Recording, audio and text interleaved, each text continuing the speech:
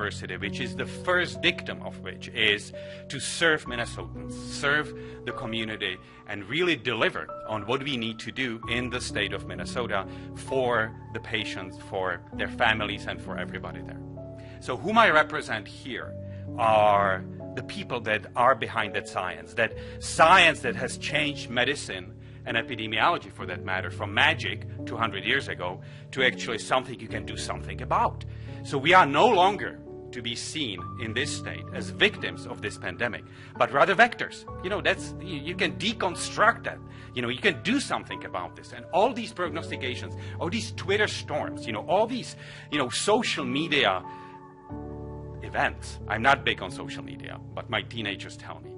It is the one reason that I can think of why the prognostication is important is to change it.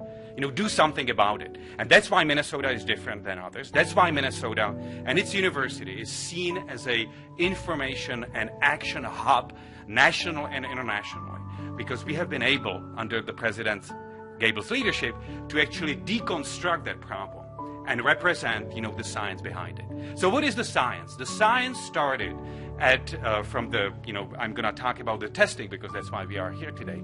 It started from some of our investigators to looking at that virus at a very, very enlarged way. And so the virus looks like a chew toy of your dog. It has these little spikes. And with the technology called cryo-electron microscopy, they've been able, at the veterinary medicine and the medical school, able to understand the interaction between the cell, which is the epithelial cell in the lung, and the virus itself. From that, we have taken that would be like beginning of March or end of February. We've taken that, and my Center for Immunology at the university has taken that and developed a antibody testing, serologic, testing, whereby we can detect the response to that chew toy of your dog, literally speaking, the spike protein of that. And from that, we have taken it to the lab. And from that, we have scaled it up to the point that the commissioner, the governor, everybody else can use it. Because we are here ultimately as a land-grant university to serve Minnesotans. Everyone, as you said, vulnerable, people that cannot, practice social distancing, everyone across the greater Minnesota. And that's why we do this. You mentioned supply chains. Very importantly, if you can deconstruct the testing, being that the polymerase chain reaction for the molecular, being that the serology, if you can really take the individual modules out of the equation, you are independent. So the beauty of the testing at the University of Minnesota is that most of it is not dependent on the regular supply chains. It is, in fact, something that, I have a PhD. I came here 30 years ago to get a PhD in molecular biology. You can actually develop your test and you are independent. So you own your future. So we own the not just the mission of the university, but we own that gravity of the epidemic for the Minnesotans. The second group that I represent here are the clinicians. I think you and the governor mentioned it at the beginning. This is personal. This is 2,000 people is a statistic. If this is your grandmother, this is not a statistic. This is something that's gonna change you and me and others. For the rest of your life. So this is important because these clinicians that I represent, and with my partner James Hereford on the mHealth Fairview, we have this COVID-19 hospital in Bethesda, not that distant from here.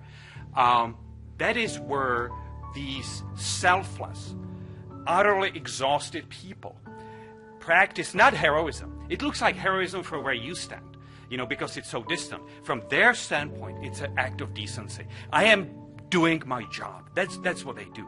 And my work, my service is to them, with my teams, is to support them with the protective equipment, with the ventilators, with the swabs, with the antibody testing, with the serology testing. That is why the University of Minnesota teams, we have started 2 months ago to build new lines of the masks, new lines of the low-cost ventilators, new lines of the molecular testing and serology testing, this COVID-19 hospital, research that goes behind. This is a different disease, by the way, than influenza. This is really different than the other coronaviruses. These are these small clots that go to the lung, go to the brain, go everywhere, to the kidneys. This is different, and we need that science to really, be able to do that. So what you need to know is we trained for this. This is, you know, I'm an intensive care unit doctor. I'm a bone marrow transplant physician. I deal with people that are very, very sick. And we trained for this. We built for this. We have 6 health science schools at the University of Minnesota, with College of Science and Engineering, College of Design, mHealth Fairview, and of course, my dear friends and colleagues at Mayo Clinic are in that partnership together. So what we really are here to do is to provide that service to the greater Minnesota, not just metro. You know, people should get excellent health care, not because they live close to a big hospital or they have a good paycheck. No, everybody. You know, the access to reasonable medical care is, in my opinion, a fundamental human right. It is something, you know, that should be allowed to everyone. That's why I'm proud of this state. And we should move that inevitable initial emotion, which is that one of fear and pity, you know, that all of us are exposed to, you know, in the realm of the pandemic, to a scientific, moral, almost symbolic responsibility for the sickness of our Minnesotans. So I'm here for that, and thank you very much. Thank you, Dr. Toller.